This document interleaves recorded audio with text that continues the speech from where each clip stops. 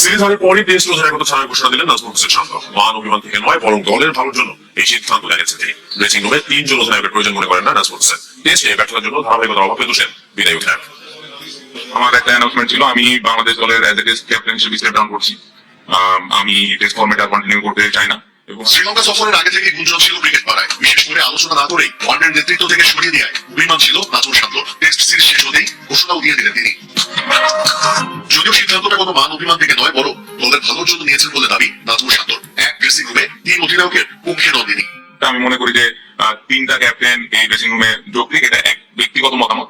Cricket board হয়তো আলাদাভাবে চিন্তা করতে পারেন এবং সেটার প্রতি পূর্ণ সম্মান আমার আছে।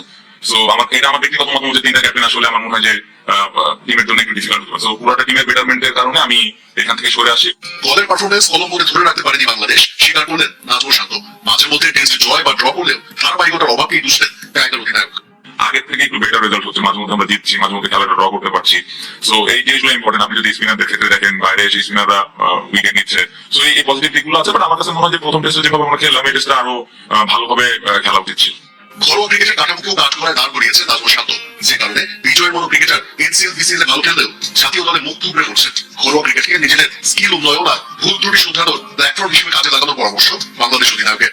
প্লেয়ারদের বুঝতে হবে যে আসলে আমি কোন চ্যালেঞ্জটা ফেস করবো ইন্টারন্যাশনালে। তো ওই অনুযায়ী ঘরোয়া ক্রিকেট যখন আমরা খেলবো, তখন ওই চিন্তা ভাবনাটা নিয়ে যেন আমরা খেলি এবং ওই প্র্যাকটিসটা যেন ওইখানে আমরা করি এবং ওই অনুযায়ী আমি যেন ইউটিলাইজ করার চেষ্টা করি ওই প্ল্যানগুলো।